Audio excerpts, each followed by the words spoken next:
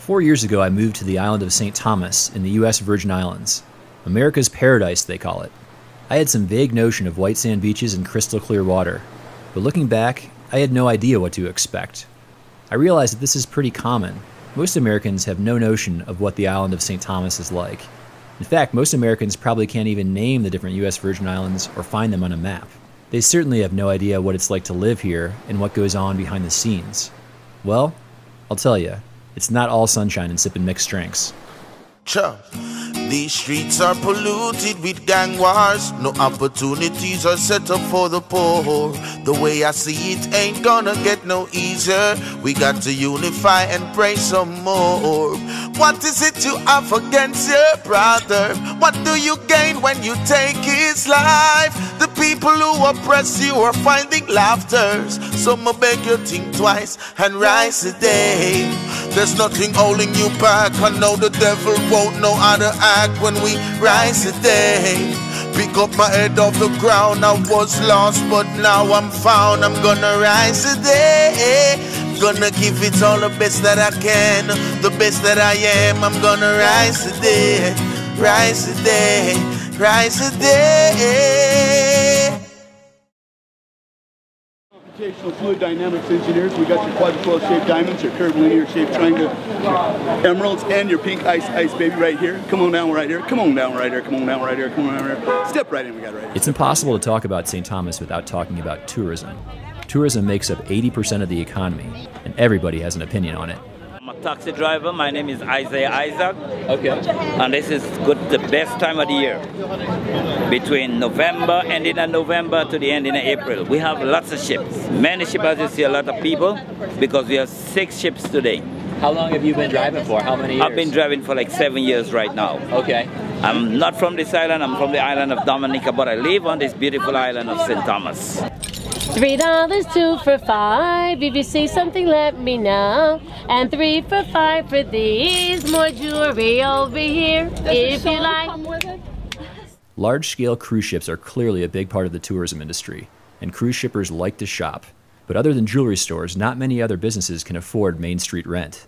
We've had other things that have opened and closed, and just across the street there's a closed doors, and there were souvenirs, suitcases, like things for travelers, and you can't survive. The rents here demand small high-ticket items, So most of the people that come through here come in straight off a cruise ship. Straight off a cruise ship. What kind of numbers do you know? How many people come here a year? I don't know the exact number, but on a busy day, we have today's seven cruise ships.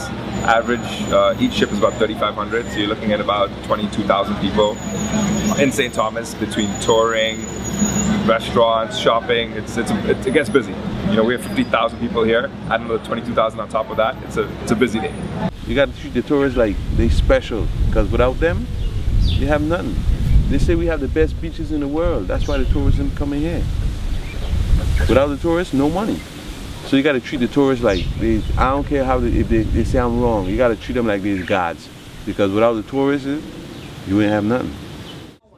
Ultimately, in the rush of trying to bring people to your shores, you may change in ways that make those shores, make those homes less attractive to people who might want to come, and less comfortable from your point of view in terms of maintaining the kind of lifestyle, the quality of life, the quality of environment that you might have become accustomed to. So it's a delicate balance, and sometimes we make the trade about making our places more accessible, more entertaining, more hospitable, more like the place where people come from. And that might not always be the best thing to do in terms of creating a tourism product, especially when you intend to continue to live in that place and you've become accustomed to living in a particular way. Tourism hasn't changed nothing. Tourism has enhanced these islands. I've traveled and I've associated myself with all kinds of people. Tourism is something that we need to take and exploit more. Do you get people that come here, they're like, we're going on a cruise to buy a wedding ring? Yes, 100%. There are people who come here to shop for jewelry specifically. And it's probably about 30 to 40% of people on the cruise ships.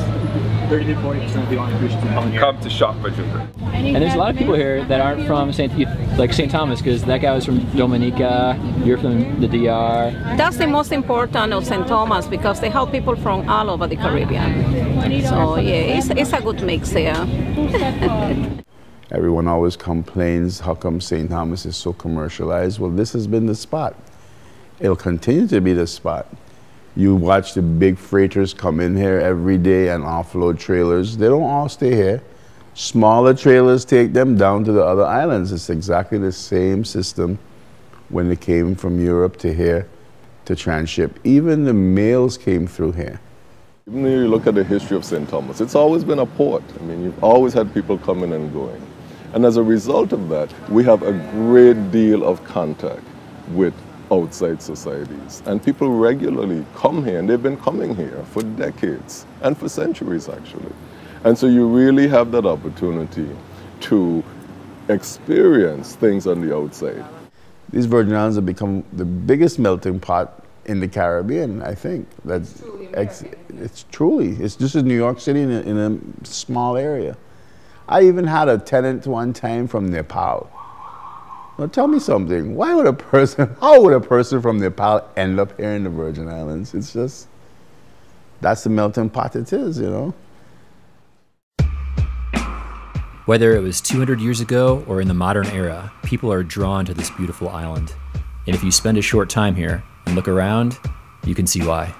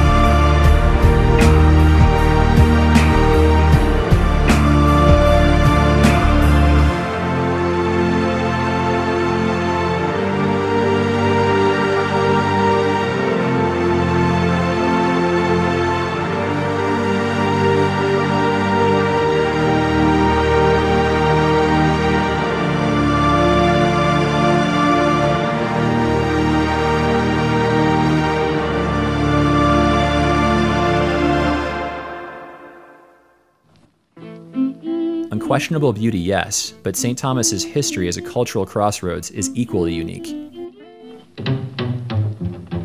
The Tradewinds, aptly named, are a prevailing pattern of easterly seasonal winds that naturally blow directly from Europe and North Africa to the Virgin Islands.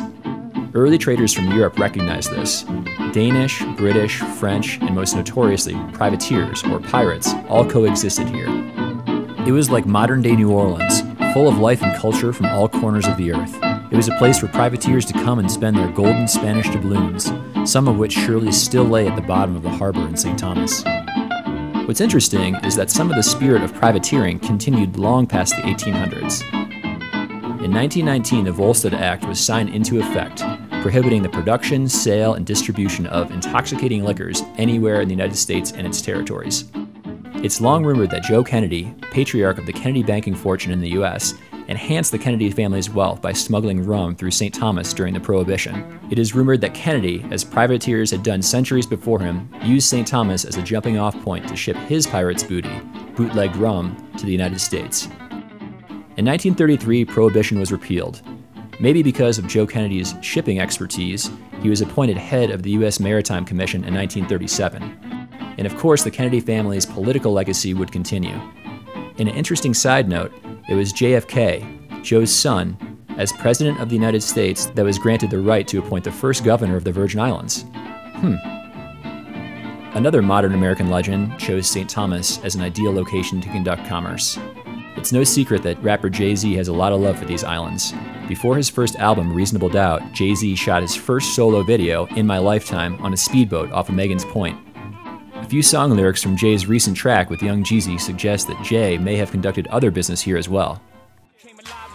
Big body, all white shit, look like a yacht. Shit. I got a 5 grand a pop, had a plug in St. Thomas on a trillion watts. Flew on back to the States, parked 92 bricks in front of 560 State. Now the next is stone throw from where I used to throw bricks. So it's only when I'm still tossing around Knicks. I didn't even, you know, this whole St. Thomas thing hit me by storm. I was like, that's where you was getting them from?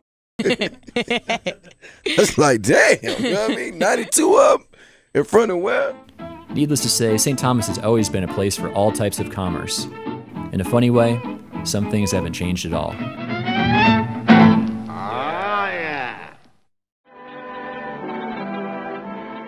But I digress. After wrestling control back and forth with the British in the 1800s, the Danish finally sold the Virgin Islands to the US in 1917, Transfer Day.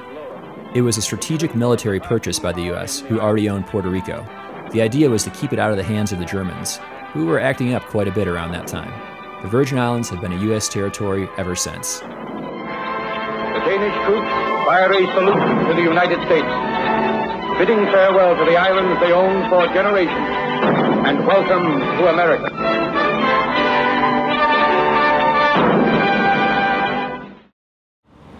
St. Thomas is such a beautiful place and has an incredible history. But what tourists don't see while they're at the beach is the violence that exists behind the scenes and the challenges that children face growing up here. In the VI, the rate of violent crimes has generally been 2 to 3 times higher than that of the United States over the last 20 years. 2 to 3 times higher. That's significant. And the death rate for teens here? Double. My pastime right now is in Hurley Funeral Home.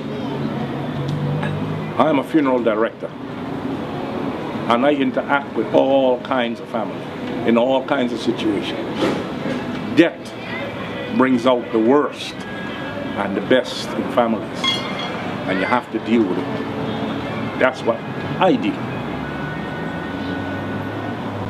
How do you do that every day? The grace of God, the love for somebody, knowing that I have information that could help a family. That's how I get over it. I don't leave it get to me. Today they're playing with guns. They don't play with marbles, they play with bullets. Kids playing with guns. Juvenile crime rates are a real cause for concern in our community, and we're seeing the impact of that in higher tendency of teen deaths and also in a higher rate of violent crimes by juveniles in the territory than in some of the states. These kids nowadays are really quick to pull the trigger. You know, I don't like him, he don't like me, and you know, so the value of life has diminished. It's a lot of peer pressure in the streets, you know. There's a lot of peer pressure. A lot of the youths, them think that being a bad boy is cool, you know. So it's easy for them to turn that route, because when they turn on the TV, they're seeing rappers and people, you know, projecting this bad boy and money-making type of image, and they think that that's what life is about, you know, and then they bring it into the reality, and then it becomes chaos, you know. Yeah, I've been locked up for selling drugs. I've been locked up more than once. I've been jailed twice for selling drugs. I've been jailed for a gun. I've been shot 5 times. I had a friend that got in a real heated blow out with his mother. He cursed her. Oh man, and he was embarrassed as well, he said. And he left the house. Right after that, he left the house. And the next thing you know, the next day, he died. He was shot 3 times. Somebody was trying to take out my friend, and I was there, and they didn't care about me, so they just started shooting. Many St. Thomians have a personal story of violence. That's the hard part about this. It's an island, news travels fast. So in addition to the violence itself, this fishbowl effect has a psychological component that compounds the impact of drugs and violence. As your society changes and people have concerns about their personal safety, if they don't feel safe in the places where they live, then it's very difficult to get them to feel free to go out at night, to go out in the afternoons, to go to remote spaces on an island where they might experience culture in a different way. Violence is a real problem in the Virgin Islands, but it didn't used to be this way. The more people I talked with, the more people mentioned how things used to be, back in the day.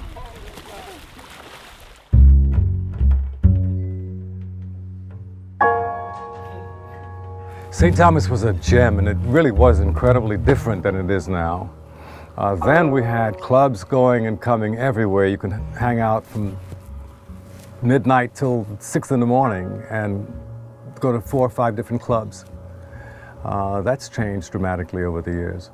It was a very vibrant environment, lots of music, lots of places to hear music, lots of places to play music. Every major hotel had a club in it, a venue in it. I have to say Safari Disco is #1 down there.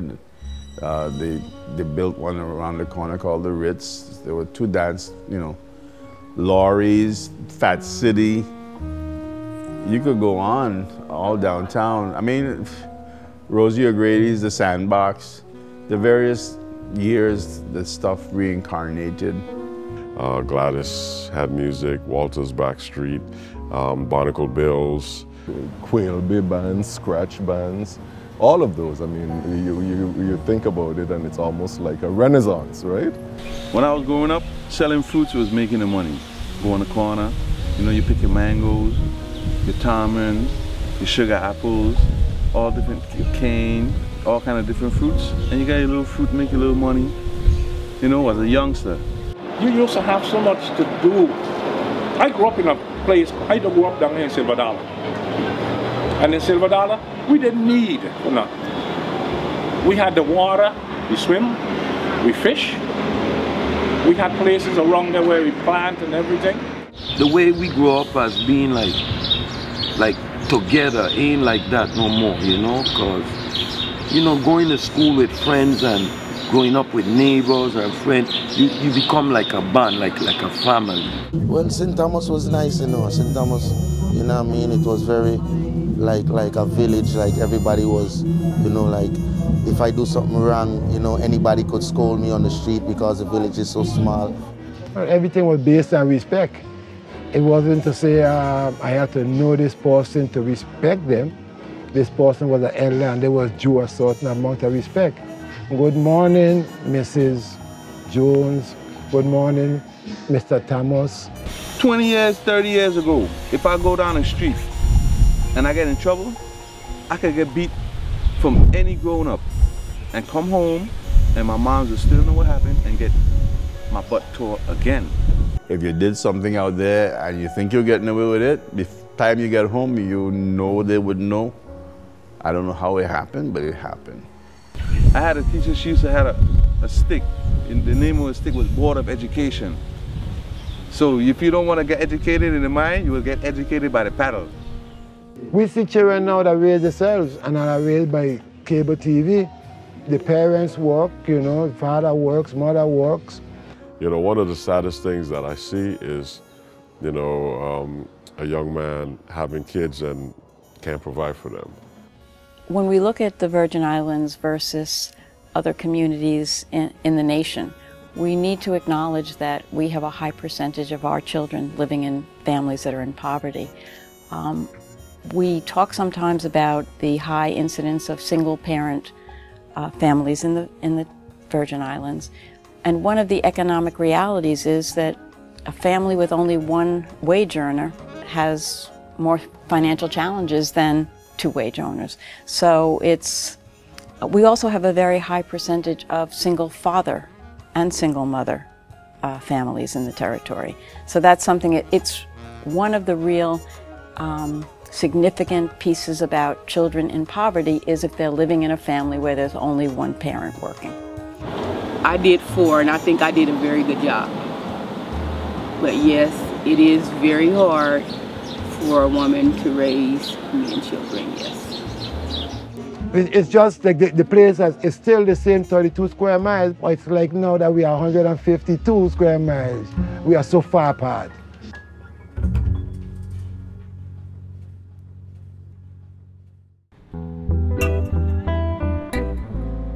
So what's the identity of St. Thomas? If you go to Hawaii and ask a Hawaiian what their islands are about, they will point you to the aloha spirit, hula dance, and a series of stories about how their islands were inhabited. If you ask 10 St. Thomians, what's this island about, you'll likely get 10 different answers. It's not to say that this place lacks culture. That couldn't be further from the truth. The question is there a collective or shared system of values that this island can point to and say, yes, that's us?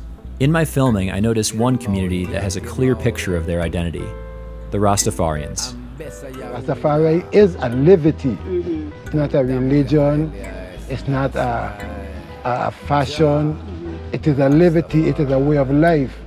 So as we eat herbs, fruits, vegetables, we don't partake of the flesh. Nature life, a peace of mind, meditation, giving your whole body and mind and soul to creation. That's what Rastafari is about. I mean, someone that do the opposite, you know, they smoke crack. Rasta don't do crack. We don't drink rum, you know what I mean? We try to partake of alcohol and liquor, you know. We don't curse, you know, and definitely we don't be out on the street with guns and knives involved in all kind of things within the society. That's the biggest point of Rastafari, is respect. Showing our respect, discipline towards the people in the world. So we go bring them over because it's so much hatred. You know, but Rasta bring a balance. Because we deal with love, perfect love. No fertilizer, that's naturally grown. You kill, pumpkin coming, coconut, papaya. You can fresh land just come in, you call it virgin land. Natural living, natural eating, respect. Rastas obey a code. It gives them a purpose, an identity, and enhances their sense of community. So we have to ask ourselves, when it comes to the rest of St. Thomas, does the melting pot of the Caribbean have a universal value system? Does it have a common identity that fosters a sense of community? With parents and teachers stretched so thin, who is it that's instilling values in the next generation? As we seek to dwell in thy house, O Jah, Rastafari.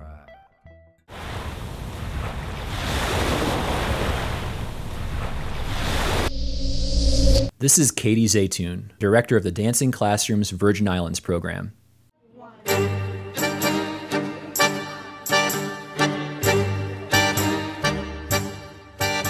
Dancing Classrooms teaches 5th and 8th grade students how to ballroom dance. In addition to dance, it teaches them so much more.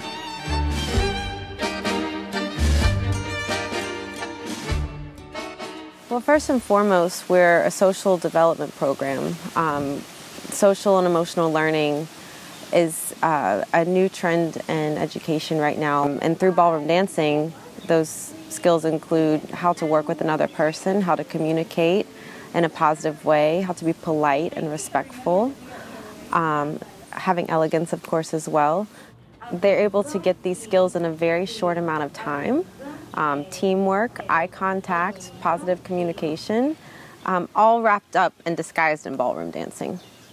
The Dulane method is a philosophy that teaching artists in our organization really live by and teach by. It's the standard against which we measure our work. And so the Dulane method is composed of 6 elements: respect and compassion, command and control, creating a safe space, being present, using positive body and verbal language, and humor and joy. Dancing classrooms absolutely can give a value system to children. I feel like it creates a platform that they can build on. So if they have the exposure to, to learning these social and emotional learning skills at 10, 11 years old, think of what that can lead to later on. When I first started the dancing classroom program, I felt scared, and I was scared to dance with my other partner.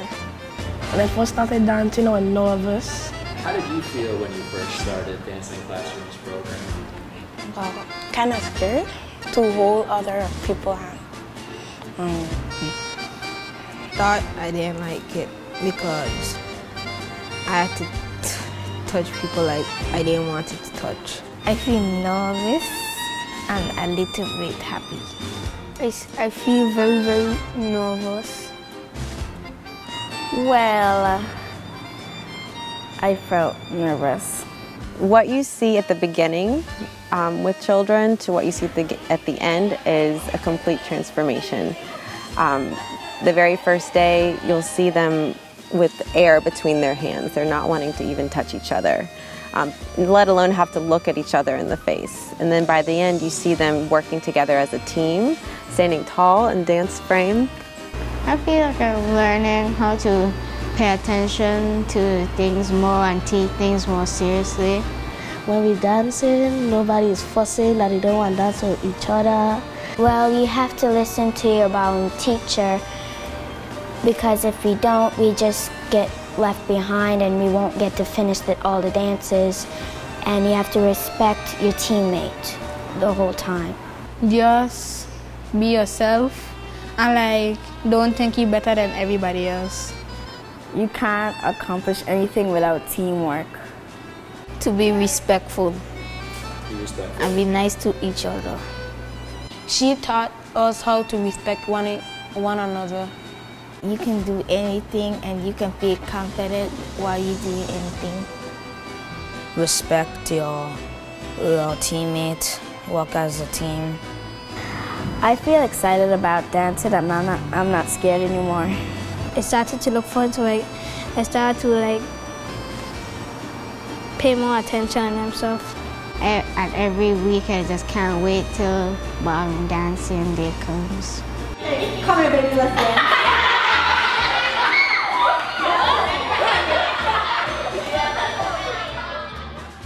So I feel like from beginning to end, you do see a bond that starts to take place with the class, and it becomes a part of who they are. So they look back, even the students who I see now who are about to graduate from high school, they remember who they were with and going through that experience. At the end, we have our culminating event, which brings the school community together to watch the children perform. And then following that is Colors of the Rainbow, which has taken place at Reichhold Center for the last 4 years, and that brings the greater community together to celebrate the children. In the beginning, I did not want to do this. I thought it was gross to touch a guy, with escort position and stuff, but now I'm used to it now. You're more comfortable? Yeah. At the end of the 10-week program, the students get to showcase their stuff on the big stage at Reichhold Center. The various schools enter into a friendly competition, and well, it's just really fun to watch. Blue team, Antilles! Purple team, Belsky! Pink team, Dover! Everybody make some noise!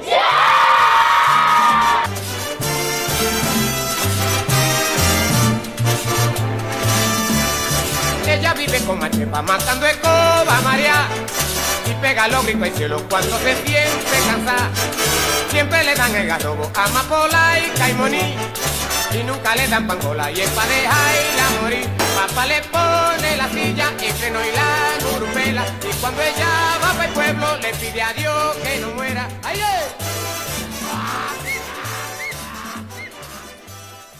Dancing Classrooms is without a doubt a place for children to be happy. It's a place where just being in the circle is an opportunity for kids to sort of heal in that space.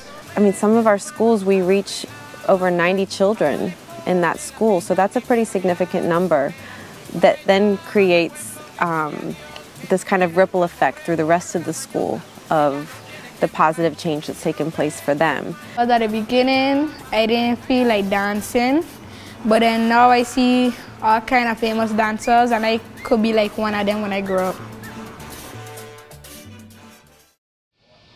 After hearing about dancing classrooms, I found out about My Brother's Workshop. This program provides woodworking, carpentry, and vocational training for teens on St. Thomas. It was founded by Scott Bradley. My Brother's Workshop began at the end of 2007, early 2008, and it pretty much began because of the number of crime and violence, especially youth-related, that we were having in the downtown Backstreet area. We had just gone through a weekend, we had another shooting, and I had been working with a local church down there. I mean, we were doing some volunteer work, fixing up the church, and then talking with the pastor, and it's like, so we came up with the concept of creating a program where we could help some of these kids. We're unique because of the population that we serve, because if you are really at risk, high risk juvenile reentry, if you haven't finished high school, or you haven't, or you've been court involved at all, you can't go to the Wheatley Skills Center, you can't go to Youth Build, you can't go to any of the other programs that, do a modest amount of vocational training. So it leaves an entire population out. I mean, we're talking anywhere from 3,000 to 5,000 kids on this island alone that have no option. Some of them comes in and they're like so hard, like, oh, you can't talk to me, you can't beat me, don't talk, But by the end of the week, that's cracked. Like, they become, you see the inside person, you don't see that mad person anymore, you don't see that angry person. I mean, a lot of them, I sit down and I talk to them like they're my brothers, like sometimes if I see one of them coming and they're angry, I'd be like, are you having a good day? Like, what's up? You okay? I didn't really thought that I would have been here this long. I thought I was just going to be in and out. But then when I first came and then I really saw like my attraction is actually here and I really look forward and coming to work every day. That's not something I used to do before. It used to be like, man, I don't want to go to work today. But now it's like, I want to go to work today. I want to finish my project. I want to see what I'm going to do. So I know this is where I belong. So it's like now that I give it my all, So, I mean, you never know what's for you until you try it. A traditional school curriculum is not for everyone, and as you move around the shop, you can't help but notice the talent that could have otherwise gone undiscovered. We did doors. I did, for tourism, I had to do some jewelry boxes. A podium. I did, it's so much. So it's like I've done so much in 2 years. It's like really, like in 2 years, you did all of this, and all your life you've been doing everything else, and so it's, I don't know, it's what you put your mind to. Besides the trade, I mean, you have to learn how to work. Social skills are a big part of what we do in counseling. It actually changed me. Like, I was never a person to talk to people. Like, really, like, you don't know. I wouldn't talk to people. It's like, I just wanted to be by myself. I was an antisocial person. Really stuck up, like, don't talk to me. Yeah, it was bad. And now that I've changed and I can actually see that, I'm willing to go out and talk to people, have a smile on my face when there's even a joke. Like, I used to walk around with a mean face. My face is always mean looking. So, people used to always be like, oh, why you look so mean? I used to be like, oh, that's just my look. But, it's like because you have so much inside or so much anger that actually it changed me. It made me happier. It made me a better person. In addition to social skills and values, the workshop is grounded in reality. We need to get these kids the skills they need to make them productive members of society. It costs anywhere, a minimum of about $30,000 up to $80,000 to put somebody in prison. If you took the 400 kids that we work with who either were involved, had been involved, were headed that way, or were high risk of headed in that way, if you put them all in jail for a year, that's like $12 million. Now you look at the national surveys will show that a kid that has been incarcerated, social services over the course of a lifetime is about $1.2 million. So you take those 400 kids and you turn them into productive citizens, they're probably going to make $30,000, $40,000, $50,000 a year and probably paid a couple $1,000s in taxes. But we're not going to spend $500 million on these kids. And what's even more gratifying is you're going to give somebody their life. I mean, what's the cost of a life? It gives me joy, you know, to know that you could change other people's lives. Like, that's like with me. I did wanted to go to school, to college. I did wanted to go, you know, further myself, but I never had the money. I never had people on my back to actually push me. So now that I'm actually having the opportunity to do that to kids, it's like a joy for me, you know? You know, my personal reasons for getting involved, because it's easier to get involved. It's easier to make a stand than it is to walk away, because then you have to live with the fact you walked away. So it's a matter about caring about somebody else more than you care about yourself. You know, it may seem corny or strange, but people do. There are people that do that. It's clear Scott Bradley and his team are those kind of people. Each one is a value here. That's why we call it My Brother's Workshop, because the minute you come in, you're family. It never ends.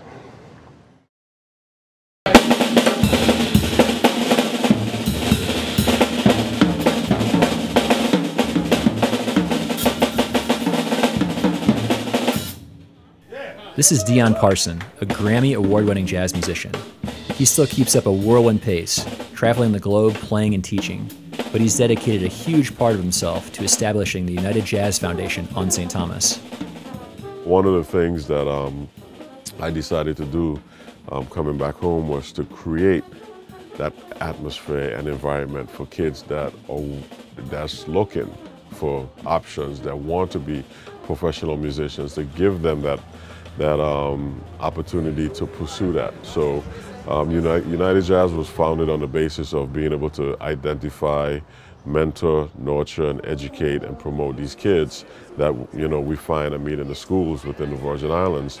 And it doesn't just stop here. We meet them, we go into schools, we do workshops and clinics, and once we identify and work with these kids, we help them to get into college, and we follow them through college. And we employ them. Some of the kids that I have in college now that I've helped and mentored over the years, I call them up and I offer them work. They're doing a good job, they deserve it. Same thing that somebody did to me, I'm doing for them. So the mentoring program is really committed to seeing these kids get to the next level and working with them, but is also committed to enhancing our culture and our education system here. Dion's not alone in his efforts. He's recruited some world-class jazz musicians from the Virgin Islands and abroad to come help mentor the kids. We're really working on keeping the quality on a certain level with the musicians that we bring in to mentor. One of the criteria is, not only can you be a great, you're a great musician, but not only that you have to be a great musician, but you have to be an educator. I can see these kids, I see it very clearly. I can see us getting these kids ready to go on tour. Last year, the first class of the VI Youth Ensemble, who's Jonte Samuels, Kai Richardson, Tabari Lake, they played at Jazz at Lincoln Center. They played at Dizzy's Club Coca-Cola Jazz at Lincoln Center. And man, what an experience. Yeah.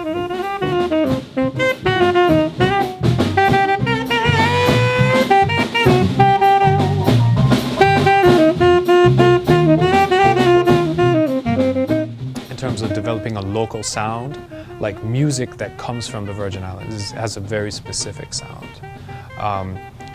And I think as jazz musicians, then people like myself, like Dion, guys like Ron Blake, have been able to draw on that local sound to help inform the way that we approach jazz music. A vehicle of learning that we're sharing is the drums, if it's a drum lesson. But we're young men, we're men talking, and that's what I'm developing. I'm developing a man or a woman, not just a drummer. So for me, mentoring is something that's needed on all levels. United Jazz has its own philosophy based on 6 principles: education, mentoring, performance, cultural relations, community building, and awards and scholarships. Again, the vehicle is music, but it's the life lessons that are the most valuable. These are the type of things that I feel that's needed. Somebody has to take charge, be a leader within our culture and environment to help sustain and promote these things. So that was the basis behind starting the mentoring program. I became involved with the United Jazz mission because I believe in what they do. When I was growing up, I went to a school that didn't have a band program, so I got all of my musical knowledge from after-school activities. So the ability now to go into schools that do have band programs and offer them something supplemental, or see them, you know, once every few months and watch their growth over the course of those few months, it's amazing. It's an amazing feeling.